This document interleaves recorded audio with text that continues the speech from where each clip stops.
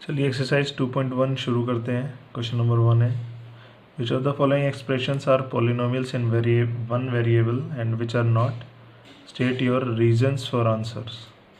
यहाँ पे हमें क्वेश्चन में कहा गया है कि कुछ पॉलिनोमियल्स दिए हुए हैं, हमें उसे चेक करना है कि कौन सा पॉलिनोमियल वन वेरिएबल में है और कौन सा पॉलिनोमियल वन वेरिएबल में नहीं है। अगर नहीं है तो हमें अपना रीज़न बताना है कि वो क्यों नहीं है पॉलिनोमियल। तो सबसे पहले हम स्टार्ट करेंगे पार्ट ए से। पार्ट ए है 4x² - 3x + 7। तो सबसे पहले हम इसे सॉल्व करने से पहले हम चेक करेंगे क्या ये पॉलिनोमियल इन वन वेरिएबल है। इसका मतलब ये हुआ कि हमें ये चेक करना है कि क्या यहाँ पर एक वेरिएबल के अलावा कोई दूसरा वेरिएबल प्रेजेंट है या नहीं। तो हमने चेक किया, यहाँ पर x and x single variable है एंड जो वेरिएबल की पावर होती है वो क्या होती है, होल नंबर होती है। अब जैसे यहाँ पर 2 गिवन है तो 2 होल नंबर होता है, लेकिन यहाँ पे नहीं गिवन है तो कभी भी अगर जिस वेरिएबल पे पावर नहीं होती है तो वो मतलब 1 होता है, और 1 क्या होता है, होल नंबर होता है। तो हम ये कह सकते हैं कि ये एक पॉलिनोमियल है, it is a polynomial in one variable,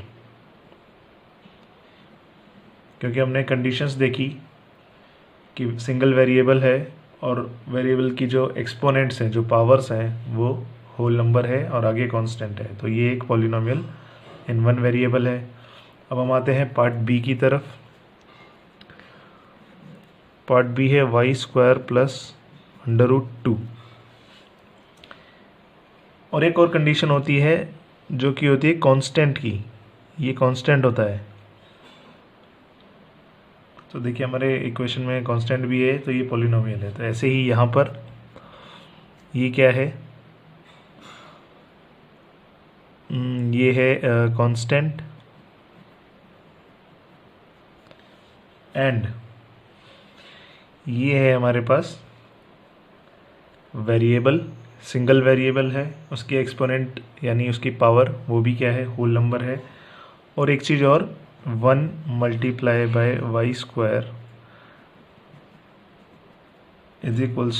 y² + √2। तो यहाँ पे ये कांस्टेंट हो गया, जैसा कि हमने स्टार्टिंग में पढ़ा था।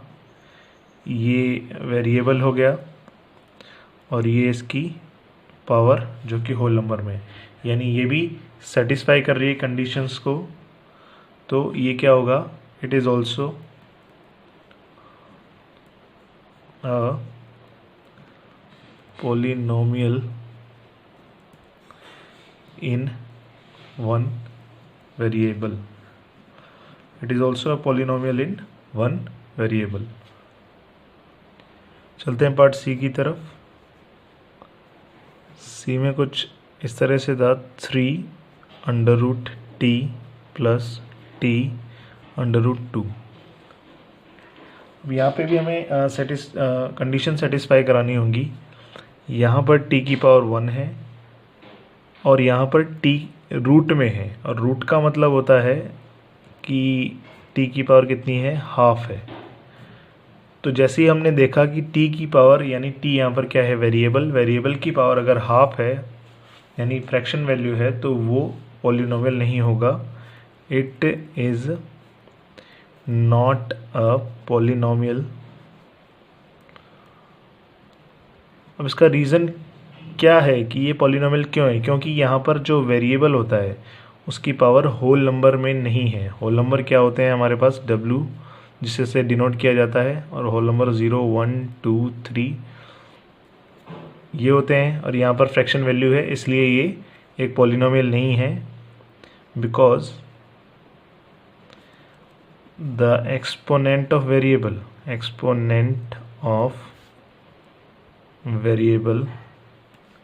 is not a whole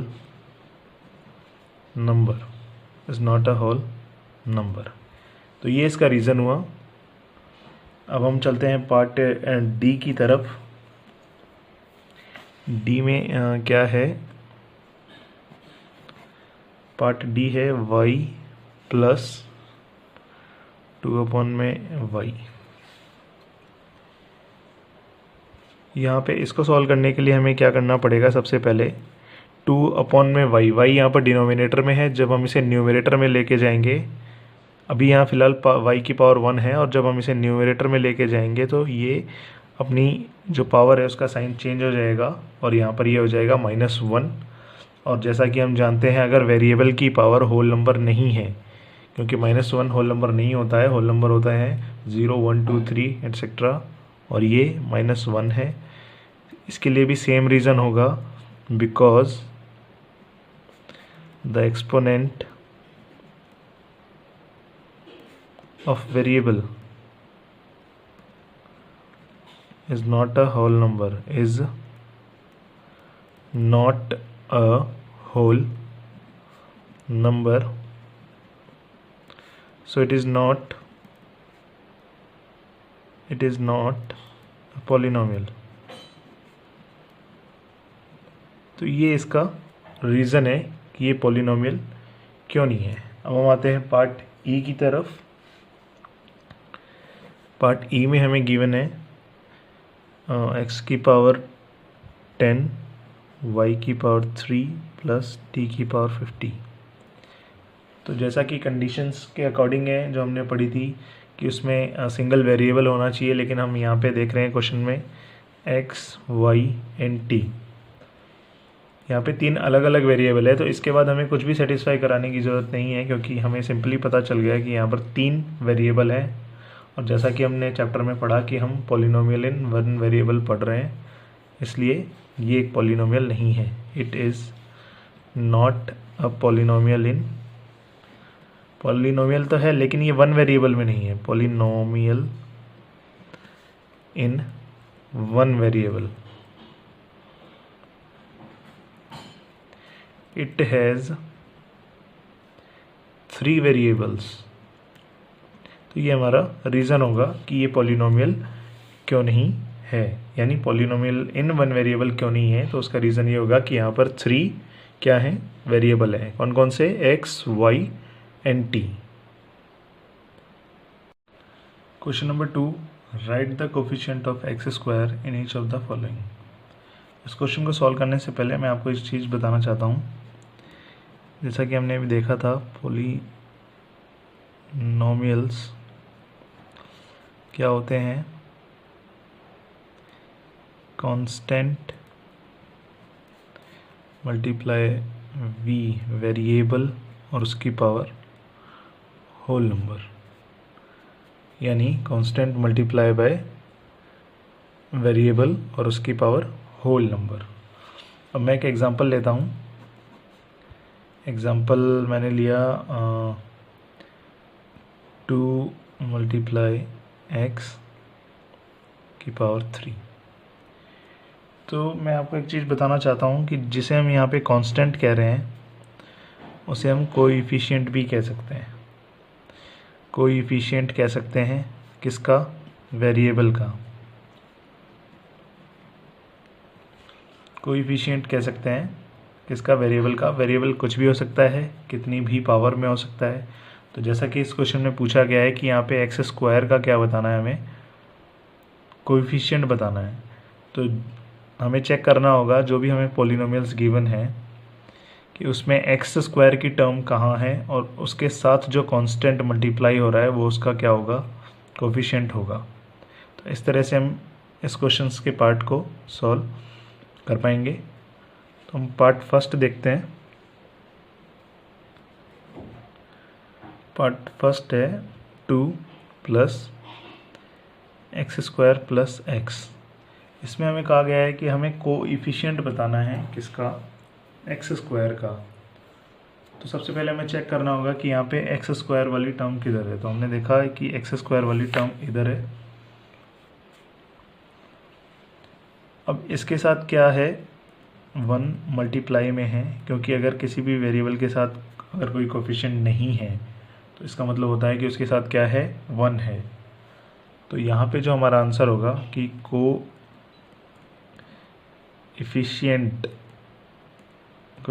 of x square is 1, यानी इस पार्ट में जो एक्स स्क्वायर का कोफिशिएंट है वो क्या है 1, क्योंकि इसके साथ कोई कांस्टेंट नहीं है तो हम क्या कंसीडर करेंगे कि इसके साथ 1 है, क्योंकि 1 का अगर हम मल्टीप्लाई करें किसी भी वेरिएबल से या किसी भी नंबर से तो आंसर में हमें वही नंबर या वही वेरिएबल मिल जाता है। ऐसे ही हम चलते हैं पार्ट 2 पर।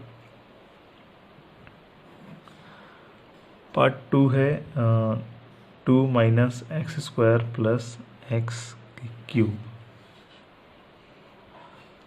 अब हमें इसमें चेक करना है कि सबसे पहले x square coefficient x square variable है कि नहीं। तो हमने देखा कि यहाँ पर वेरिएबल है। अब हमें ये देखना है कि इसका कोफिशिएंट क्या है। जैसा कि मैंने अभी आपको बताया कि यहाँ पे कोई कोफिशिएंट नहीं गिवन है तो हम क्या कंसीडर करेंगे, यहाँ पे 1 कंसीडर करेंगे। तो इसमें आ जाएगा कि इस पार्ट का या इस पॉलिनोमियल का जो कोएफिशिएंट है एक्स स्क्वायर का वो है -1, क्योंकि इसके आगे वाला नंबर कांस्टेंट जो होता है विद साइन वो क्या होता है, उसका कोएफिशिएंट होता है। तो यहाँ पे आंसर आएगा -1, ये इसका आंसर हो जाएगा। पार्ट सी है π/2 x square plus x.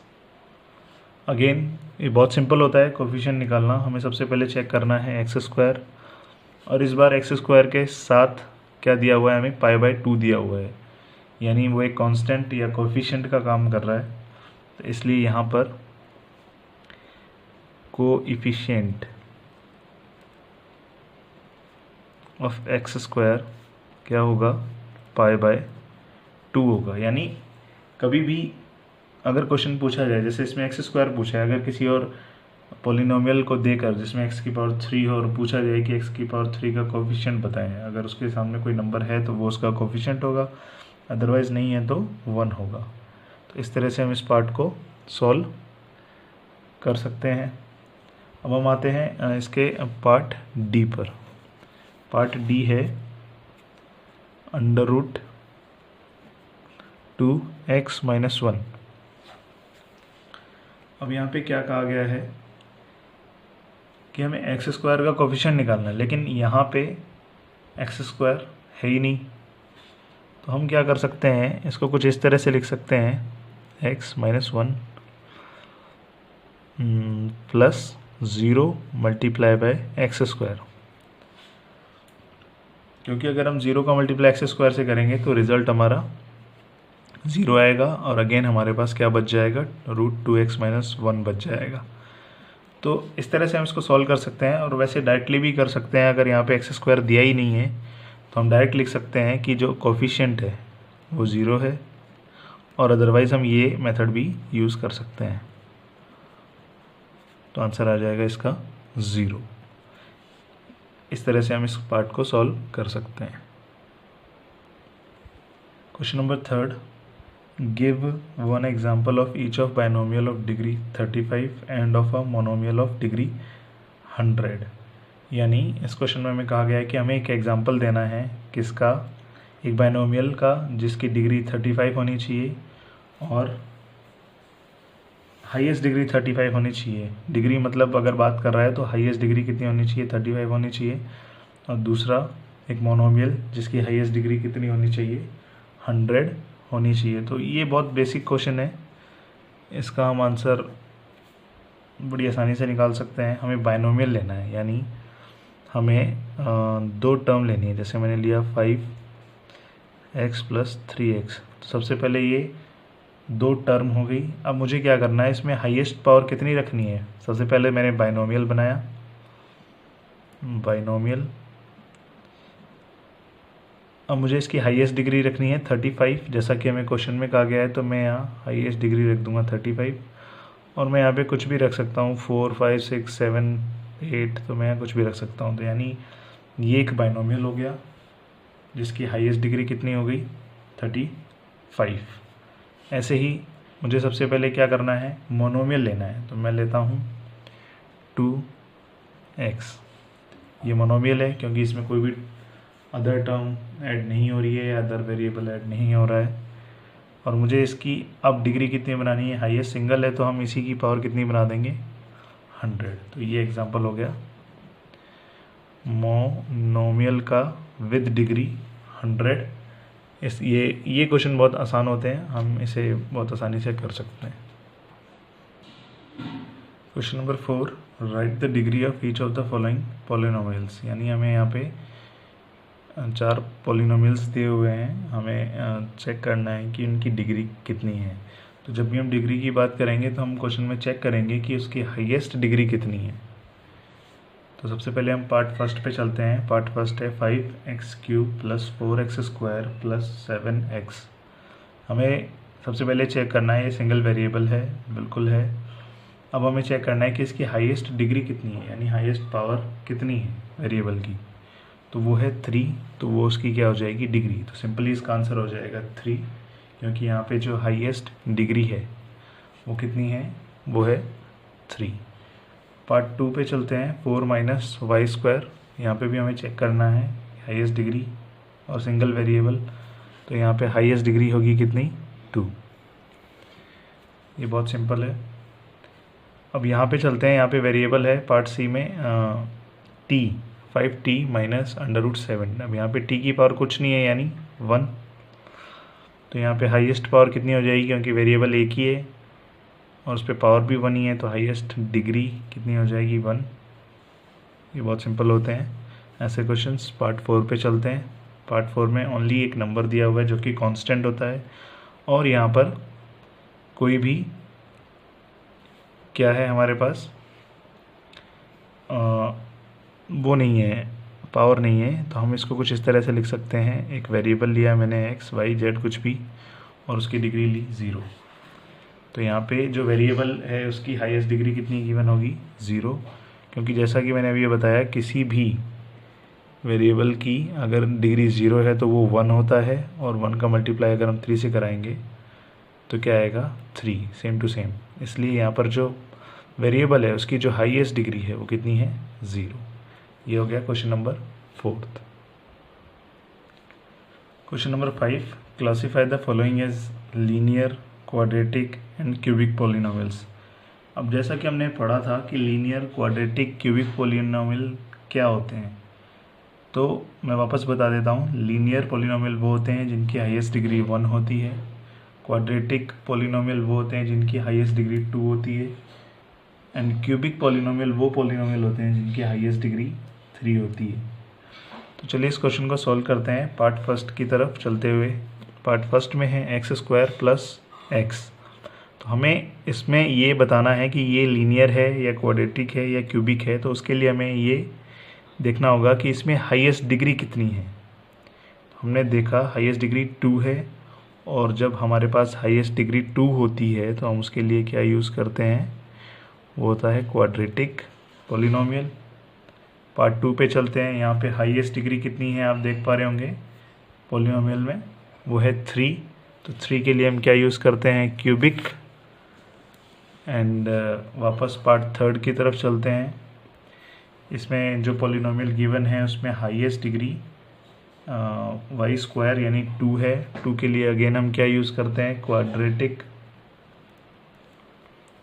Part 4 में चलते हैं। पार्ट 4 में है 1 + x।